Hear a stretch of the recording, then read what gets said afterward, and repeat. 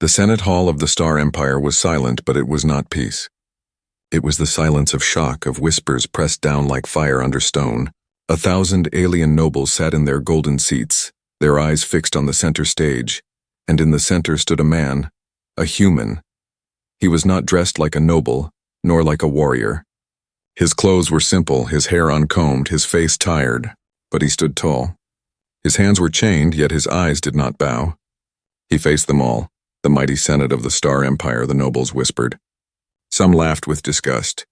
Others stared in disbelief. A few trembled, for they knew the rumor was true. This human had broken the sacred law. He had touched the daughters of the Star Emperor.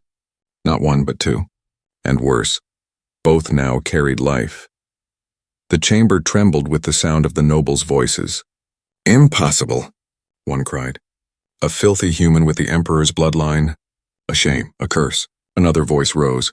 "Kill him now before the stain spreads." But others did not shout. They only stared with wide eyes, remembering the old prophecy. When alien and human blood mix, the throne shall tremble, and a new empire shall rise. The human looked at the sea of faces. He said nothing. His silence was heavier than words. At the far end of the hall, upon a throne of black stone, sat the Star Emperor. His face was carved from cold metal and age. His golden eyes glowed like suns, unreadable, untouchable. He did not move. He did not speak. And that silence burned more than anger. Why did the Emperor not kill the man? Why did he not deny the rumor? Why did he sit, silent as stone, while the Senate demanded blood? The human's name was Kale. Once he was a soldier from a forgotten world. He had been captured in a border war, dragged across the stars, and thrown into the palace as a low servant. That was how he first saw them, the daughters. They were hidden from the public eye, not because they were weak, but because they were different. By alien beauty, they were considered ugly, too sharp, too strange, too human-like. The Emperor kept them in the shadowed gardens, away from noble eyes. But Kale saw them. At first, they spoke in secret, voices low among the silver trees. They asked him about Earth, about human stories, about laughter and music. No alien had ever asked him these things. And soon the secret talks grew longer. Then came the nights of quiet fire, of hands trembling but refusing to let go. It was no accident. It was no mistake. The daughters had chosen him, and now the whole empire knew. In the Senate, the nobles argued louder. "He must die. His blood is weak," cried one. "No," hissed another. "If the prophecy is true, we cannot kill him. His children may be chosen by the stars." The Emperor raised one finger. The hall froze. His voice was soft, yet it carried through every ear like thunder. "Bring the daughters." Gasps broke the silence. The golden doors opened and the Emperor's daughters walked forward. The nobles hissed in disgust. Their faces were not smooth like crystal, not shining like alien beauty. Their shapes were strange, their skin not perfect, their eyes holding too much fire. But in their strangeness, there was truth.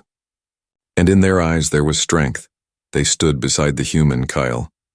One of them placed her hand on his arm, the other on his shoulder. The chains on him rattled, but he did not lower his head. The chamber erupted into chaos.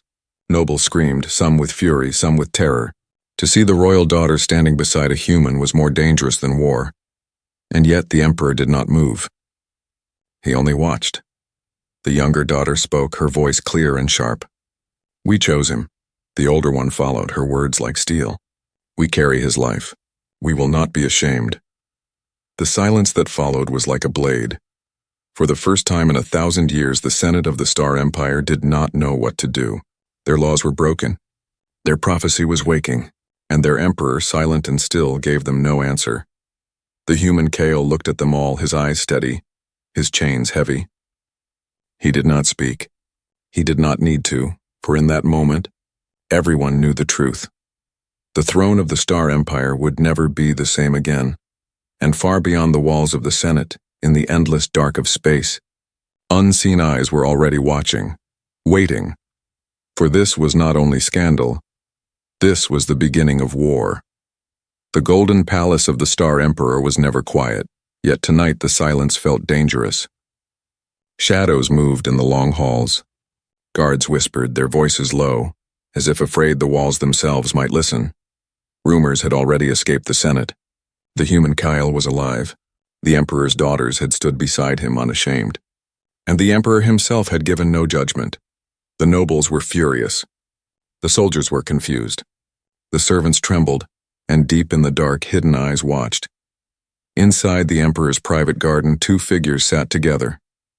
The daughters of the Emperor, Alira and Ceres, spoke in hushed voices. They had been kept away from the Senate after the storm, but whispers still reached them. "They want him dead," Ceres said. Her hands rested on her stomach, as if guarding the new life inside. "They always wanted us hidden," Alira replied. Her voice carried fire. "Now we stand in the light and they fear it." Alira's eyes shone with anger. She was the elder, sharper in spirit, her words like blades. Ceres was softer, gentler, but her will was no less strong. Both had chosen the human, and both knew the danger of that choice. In the corner of the garden, Kyle stood silent. His chains were gone, but guards still followed his every step. He felt the weight of their stares, the hatred in their eyes. Yet when he looked at the sisters, he saw only trust. He had been a soldier once, fighting hopeless wars. He knew danger. He knew the smell of death, and he could smell it here, thick in the air of the palace. Far above, the Emperor sat alone in his chamber. He looked out through the crystal walls at the endless stars. He said nothing. He ordered nothing. He let the storm grow on its own, but the Senate did not sleep. In hidden rooms, nobles gathered. Some shouted for Kale's execution. Others whispered of prophecy and power. One voice warned, "If the Emperor will not act, we must. The blood of this human must not mix with the throne." Yet another voice argued, trembling with fear. "And if the prophecy is true? If we kill him, perhaps we kill the destiny of our empire. Perhaps we bring ruin on ourselves."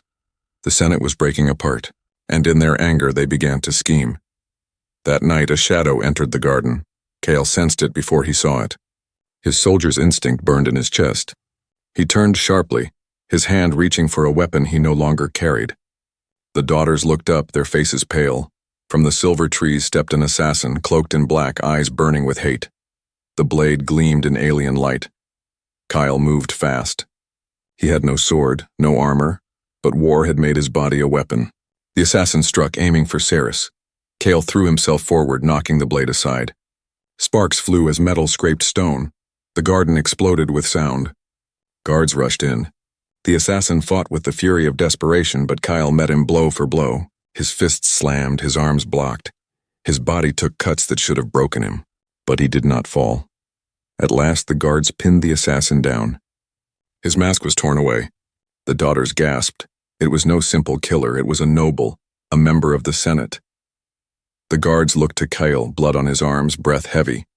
He had saved the daughters' lives. Again. And yet, instead of thanks, he felt only more hate burning in the air. The assassin spat at Kale's feet. "Human filth. You will burn. The throne will never belong to your kind." The guards dragged him away, but his words echoed long after he was gone. That night, Kale sat alone, his wounds burning. He thought of his home far away across the stars. He thought of how strange fate had been, that he, a prisoner, was now at the center of a storm that could tear an empire apart. The daughters came to him. Alira placed her hand on his shoulder. Ceres leaned close, her voice soft. "You saved us again," Kale shook his head. "No, I only delayed what is coming." They looked at him, silent. For they all knew the truth, this was only the beginning. The Senate would not stop. More assassins would come. More whispers would spread. And somewhere in the dark the prophecy waited, watching, ready to awaken. Above them all, the Emperor still said nothing. He only watched from his throne, golden eyes glowing like fire. Did he protect Kale? Did he plan his death? No one could tell. But one thing was certain. The Empire was breaking, and the human was now the center of its fate. The Star Senate gathered again, and this time their fear was louder than their anger. The chamber shook with the sound of voices, each one demanding answers. The story of the assassin had spread across the empire. If even nobles had taken up blades, then this was no longer a scandal. It was a crisis. At the center of it all was Kale. The human stood unchained now, guarded by soldiers, but no longer treated like a prisoner. His silence cut deeper than words. Every noble who looked at him saw a threat. Some saw a future they wanted, others a future they feared. The Emperor still had not spoken. He sat high upon his throne, golden eyes steady, hands folded like stone. The silence of the emperor was more dangerous than war. Then an old senator rose. His voice was rough like stone cracking. "There is an ancient law," he said, "older than the Senate, older than the throne itself. If a foreigner places seed in the royal bloodline, that blood may claim the throne." The chamber erupted. Some shouted denial, others shouted truth. The words struck like fire. Kale's children, unborn, unseen, were now at the center of the galaxy's greatest question. Could they rule? Should they rule? The Senate split in half. One side screamed for Kale's execution. "Kill him, kill the daughters, burn the seed," they shouted. "End this infection before it grows." The other side hesitated. Some whispered of the prophecy. Some feared the emperor's wrath. Some wondered if the children might be the only chance to save a dying empire. The prophecy was simple, but heavy as a mountain. When alien and human blood mix, the throne shall tremble, and a new empire shall rise. But prophecies never say whether the change is for good or evil. That was the danger. Kale looked up at the emperor as if searching for an answer. But the emperor gave none. He only raised his hand and the chamber fell into silence. "Bring the human to me," the emperor commanded. The guards pushed Kale forward, and for the first time, he stood at the foot of the black stone throne. He looked up at the man who ruled 1,000 worlds. The emperor's voice was deep, calm, and cold. "Do you know what you have done?" Kale did not flinch. His voice was steady. "I loved who others would not even look at." The chamber gasped. A human dared to speak such words to the emperor. But the daughters standing behind Kale held their heads high. The emperor studied him for a long moment. The silence stretched until it felt heavier than gravity. At last the emperor spoke again. "You think love protects you? You think it protects them?" He pointed to his daughters. "The Senate does not fear your love. They fear your blood." Kale did not look away. "Then let them fear." The chamber roared with fury. Nobles shouted curses, some even rose from their seats demanding Kale's death on the spot. Guards tightened their grip on weapons. But then something strange happened. A senator from the eastern stars, old and bent, rose and bowed. His voice shook. "My emperor, forgive me, but I believe the prophecy. I believe this human is not a curse. He is a test." Others followed, not many, but enough to shake the balance. Some nobles began to murmur, torn between fear and destiny. The emperor raised his hand again. "The human will not die." Gasps filled the chamber. "But neither will he walk free. If he is to claim a place in this empire, let him face trial. Let the stars themselves decide." The Senate fell silent. A trial by stars, an ancient rite forgotten by most, feared by all. A test of fire and truth where only destiny could choose who lived. Kale bowed his head, not in defeat but in acceptance. He had been a soldier. He had faced death before. But never like this. The daughters stepped forward, their voices strong. "If he faces trial, then so do we. His fate is ours. Our children are his. We will not hide." The emperor looked at them, his golden eyes unreadable. Then he gave a single nod. "So be it." The Senate chamber shook with the weight of his words. Some nobles cried out in rage, others in terror. Some fell silent, waiting for the trial to begin. But in the dark corners of the hall, unseen figures whispered. Not all would wait. Some would not trust the stars. Some would not risk prophecy coming true. And even as Kale was led away, he could feel their eyes on him. Watching. Planning. The crisis was no longer just about him. It was about blood, about prophecy, about the future of the throne itself. And in the silent heart of the palace, the shadows grew deeper. For destiny had been called. And destiny always demands a price. The Senate hall was brighter than a star. Golden flames burned in tall pillars, their heat pressing on every face. Thousands of nobles sat in silence, their jeweled robes glittering. The air was heavy with fear and hunger, for today the human would face the ancient rite. Kale stood at the center of the chamber. Chains no longer bound him, yet the weight of 1,000 eyes felt heavier than iron. Across the wide circle, the daughters stood together, Alira with her jaw like stone, Saris with her hand resting over her belly. Above them, high on the black throne, the emperor's eyes burned like twin suns. The herald raised his staff. His voice echoed across the hall. "Kale of Earth, you are charged with touching the royal bloodline. You are charged with breaking the sacred law, but by command of the emperor you will not face death by blade. You will face the trial of fire. A great door opened. Behind it lay a circle of glowing light. Fire danced in the air, not of wood or oil, but of the stars themselves, pure energy pulled from suns raging and alive. The nobles leaned forward. Some smiled, eager to see the human burned. Others waited, uncertain. The prophecy weighed heavy in every thought. The herald spoke again. Enter the circle. If you are chosen by destiny, you will survive. If you are false, you will be ash before the Senate. Kyle stepped forward. His heart beat hard, but his face was calm. He had seen war. He had faced death. He knew fear, but he also knew resolve. As he entered the circle, the fire roared higher. Heat wrapped around him, searing his skin, pulling sweat from his body. The nobles gasped as the light burned brighter. Kale's knees bent, but he did not fall. He walked deeper through the wall of flame. His flesh burned, but his spirit refused to break. Alira cried out, but guards held her back. Saris's eyes filled with tears, yet she stood tall, silent, unblinking. Inside the circle, Kale closed his eyes. He remembered his world, long lost. He remembered the battles he had fought, the comrades who had died. He remembered the daughters' faces, the warmth of their hands, the lives they now carried. And he spoke, not to the Senate, not to the Emperor, but to the fire itself. If destiny is real, then let it burn me. If it is false, then let me stand. The flames answered. A pillar of light shot upward, brighter than the hall, brighter than the stars. Nobles shielded their eyes, their voices rising in panic. Some shouted that the prophecy was true. Others screamed it was a trick. But when the fire faded, Kale still stood. His skin was marked with burns, his clothes torn, but his body was whole.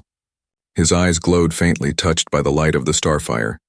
The chamber fell into stunned silence. The herald dropped his staff. For the first time in living memory, a man had passed the trial of fire. The Emperor rose. His voice was calm, but the weight of it shook the hall. The fire has spoken.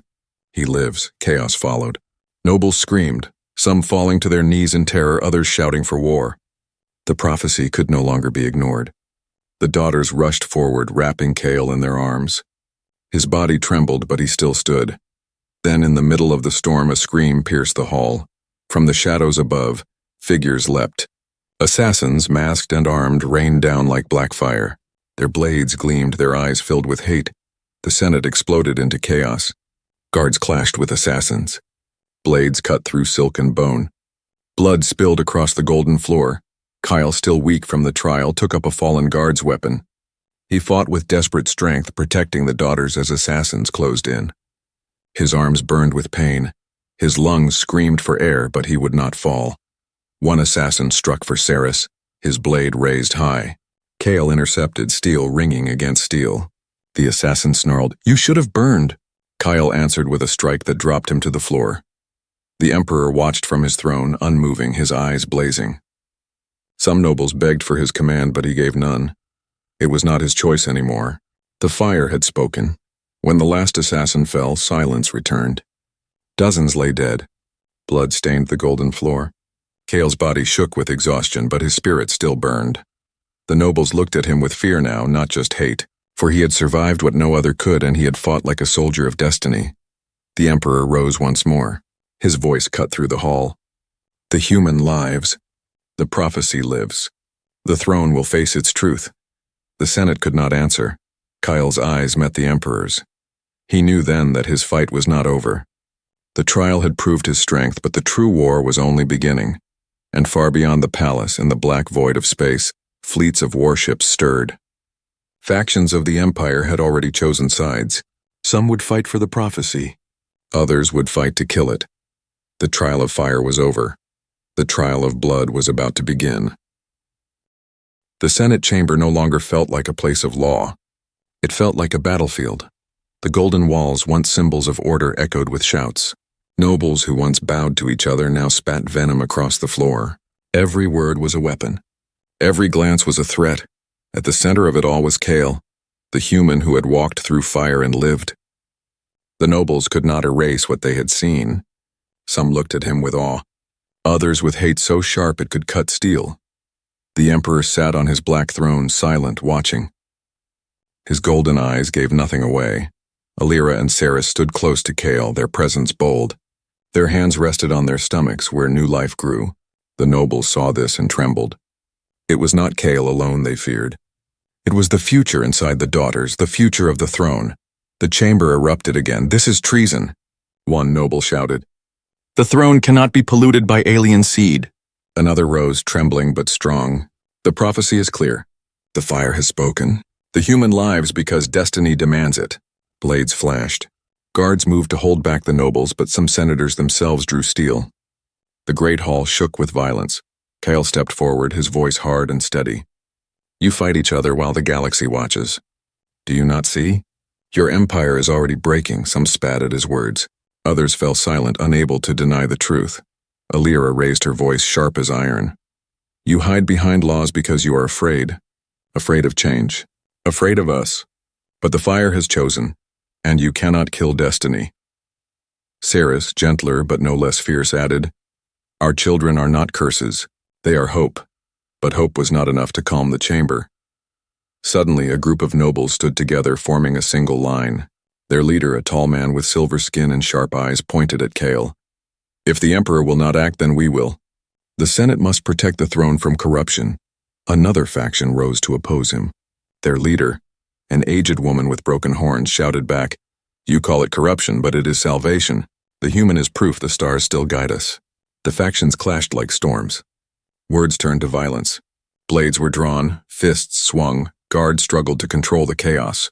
The chamber of law became a pit of war. Kale pulled the daughters behind him, his soldiers' eyes scanning for threats. He knew this was not just an argument. This was the start of civil war. Above it all, the emperor remained silent. He watched as his senate tore itself apart. Some nobles begged for his command, but he gave none. His silence was a test, or perhaps a trap. Then the chamber doors burst open. Soldiers stormed in, not palace guards but private armies, loyal to different noble houses. They clashed in the center of the hall, steel against steel, blood on golden floors. Kale grabbed a fallen weapon and stood ready. He had faced war before, but never like this. Here, every soldier fought not for land but for prophecy. The daughters refused to hide. Alira took a spear from a guard and fought with sharp skill. Ceres stood beside Kale, striking down those who came close. Together they fought as one. The nobles screamed, some fleeing, some joining the fight. The chamber burned with violence. Kale's blade struck again and again. His arms ached, but his will was iron. He had fought for his life many times, but now he fought for something greater. He fought for the unborn lives of his children. Suddenly, silence cut through the chaos. The emperor had risen. He did not shout. He did not strike. He simply raised his hand, and every soldier, every noble froze. His voice was low, but it rolled like thunder. "You fight like children while the stars watch. You forget your duty. You forget your emperor." He looked at Kale, at the daughters, at the divided Senate. His golden eyes glowed brighter. "War has already begun, but it will not be fought only in this chamber." The words struck like cold iron. Nobles looked at each other, afraid. Some lowered their blades, but others still clutched them tight, unwilling to surrender. Kyle stood steady, blood on his hands, his heart burning. He knew the emperor was right. This was no longer just Senate politics. The empire itself was breaking apart, and in the darkness beyond the stars, fleets were gathering. Houses prepared armies, rebellions sharpened knives, and whispers of war spread to every corner of the galaxy. The chamber of the Senate was only the first battlefield. The true war had yet to begin. The Golden Palace was quiet again, but it was not peace. The Senate chamber still smelled of blood. Broken blades and torn banners lay scattered across the floor. The nobles had left, but their hatred had not. Kyle stood in the center, his chest rising heavy with each breath. Alira and Ceres were at his side, their hands resting on him as if to hold him steady. They had fought together. They had survived. But survival was not victory. The emperor sat high on his black throne. His golden eyes burned not with rage but with deep thought. He had watched everything. Kale's trial, the assassins, the Senate's war. And still he had not spoken the final word until now. The emperor raised his hand. The guards struck their spears to the floor.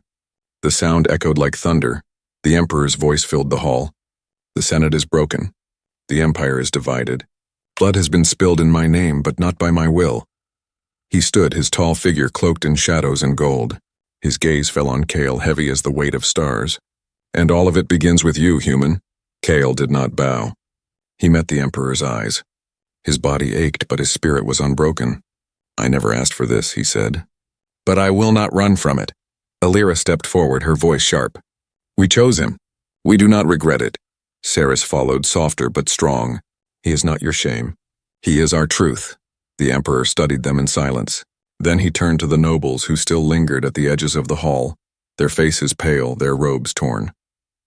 You call him curse, the Emperor said. You call him filth. Yet you saw the fire spare him. You saw him fight while you cowered. You call him weak, yet he stood where many of you would fall. A murmur spread among the nobles. Some lowered their eyes. Others clenched their fists in fury. The Emperor's voice grew colder. You forget the prophecy. You fear it because it threatens your power. But prophecy does not ask for permission. It comes whether you welcome it or not. He stepped down from the throne, each step echoing. For the first time, he stood face to face with Kale. The human did not move. He did not flinch. The Emperor looked into his eyes. You are not of my blood. You are not of my kind. Yet the fire chose you. My daughters chose you. Perhaps the stars themselves chose you. The hall grew still. Every noble held their breath, waiting for the words that would decide the Empire's future. At last, the Emperor spoke. I will not kill you. I will not kill them. The children you have given will be heirs to the throne. The chamber exploded with chaos. Some nobles screamed in rage. Others fell to their knees in shock. A few whispered prayers, believing destiny had spoken. Kyle felt the weight of the Emperor's words strike him like a storm. He had expected death, but not this. He was no longer a prisoner, no longer a soldier, no longer even a survivor. He was now tied to the throne of the galaxy. The Emperor raised his hand, silencing the nobles once more. His golden eyes burned like fire. But hear me well, he said. The Senate will not accept this quietly. Rebellion rises in the outer stars. War will come. If these children are to live, if this empire is to survive, then blood will be spilled. A new age is coming, and it will be forged in war. He turned back to Kale. You must be ready, for though the stars chose you, they will also test you, and the test will not be gentle. Kale's hand tightened on the blade he still carried. His voice was steady. I have been tested all my life. I will not break now. The daughters stood beside him, their faces proud, their eyes fierce. Together they looked not like victims, but like the beginning of something unstoppable. The Emperor returned to his throne, his decision made. The nobles whispered in fury, their plans already shifting toward rebellion. Beyond the palace walls, warships were rising, banners of resistance already unfurling, and somewhere in the dark of space, unseen powers stirred. Old enemies of the Empire waiting for weakness had heard the news. A human had touched the throne. The galaxy would not stay silent. Kyle knew the truth as he looked at the golden hall, as he held the hands of the daughters. The Emperor's choice had given them a future, but that future was written in blood. The Senate was shattered. The nobles were plotting. Fleets were moving. And the final battle for the Empire had only just begun. The galaxy was burning. From the farthest star colonies to the palace itself, the Emperor's choice spread like fire across dry grass. A human's children, heirs to the throne? Some called it madness, others called it destiny. But no one ignored it. Fleets rose in rebellion. Houses declared war. Old enemies returned from the shadows, eager to strike. The Star Empire, once unshakable, now trembled. Inside the Golden Palace, Kale stood in the war chamber. Maps of stars glowed before him, each one flashing with signs of battle. Alira and Sarah stood beside him, their faces set with determination. Behind them the Emperor sat, silent but watchful, his golden eyes like twin suns. The Senate was no more. The nobles who remained had either bent the knee or fled to join the rebels. The Empire's fate now rested on one truth, the survival of the new bloodline. The Emperor's voice broke the silence. War has come. The throne no longer belongs only to me. It belongs to the future, your children. If they are to live, you must fight. Not just with blade, but with will. Kale nodded. He was no longer just a soldier. He was no longer a prisoner. He was now something he had never dreamed of, protector of an empire. The daughters spoke together, their voices like fire and water. Then let us fight. For if destiny has chosen us, we will not hide from it. And so the war began. In the skies above the capital world, fleets clashed. Rebel warships bearing banners of silver and black rained fire upon the Emperor's loyal forces. Explosions lit the void like newborn stars. Kale stood on the command deck of a great vessel, armored now, his hands gripping the edge of the table. Orders poured around him, but his voice cut through the storm. Hold the line. Protect the capital. Do not let them reach the palace. Alira fought in the skies, her spear glowing with alien fire as she led warriors into the heart of battle. Saris stayed by Kale's side, guiding strategy, her calm mind steadying the chaos. For days, the war raged. Worlds fell, others rose in loyalty. The galaxy shook with the sound of rebellion and prophecy. But the greatest battle came not in the stars, but in the palace itself. The rebels broke through the defenses. They stormed the golden halls, blades raised, their voices crying out, "Kill the human! Kill the heirs!" Kale met them head-on. His sword flashed, his body moving with the fury of a soldier who had nothing left to lose. The rebel struck again and again, but he did not fall. Behind him, the daughters fought as one, their power shining brighter than steel. The palace burned. Statues fell, golden walls cracked, but still they stood. At last, the great rebel leader entered the hall. It was the silver-skinned noble who had once pointed at Kale in the Senate, his eyes sharp with hate. His voice rang out, "You do not belong here, human. The throne is not for your kind. Today your bloodline ends." Kyle stepped forward, his blade ready. "Then come and end it." The duel shook the hall. Steel clashed against steel. Sparks flew. Each strike echoed like thunder. The noble fought with fury, but Kale fought with purpose. His strength was not only his own. It was for Alira, for Saris, for the unborn lives they carried, for the prophecy itself. At last, Kale's blade struck true. The rebel fell, his blood staining the golden floor. Silence followed, broken only by the sound of fire in the distance. Kyle stood, his chest heaving, his blade dripping. Around him, the last rebels faltered. Some fled, others dropped their weapons. The battle was over. Days later, the palace was rebuilt. Not whole, but alive.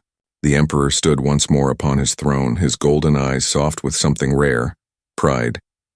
He looked at Kale, at his daughters, at the future they carried. The Senate is gone. The old order is burned, but from the ashes a new empire rises, an empire of human and alien blood together. Kale stood tall, his wounds healing, his spirit unbroken. He was no longer just Kale of Earth. He was Kale, chosen by the stars. The nobles who survived knelt, not in fear, but in recognition. The prophecy had spoken. The new bloodline was real. Alira and Saris stood on either side of Kale, their eyes bright with fire and hope. Soon, their children would be born. Children who carried the power of the throne and the spirit of humanity. The Emperor raised his voice one last time. "Let it be known across the stars. The Empire does not end here. It begins anew. A new bloodline rises, and with it, a new age." The chamber shook with the sound of voices, not whispers of fear, but cries of victory. For the first time in 1,000 years, the Empire looked not backward, but forward. Kale looked to the stars beyond the palace walls. He knew war would come again. He knew enemies still waited in the dark. But he also knew this. Human and alien blood now stood together. And together they would not fall. The prophecy was complete. A new empire had risen, and at its heart a human had changed the stars forever.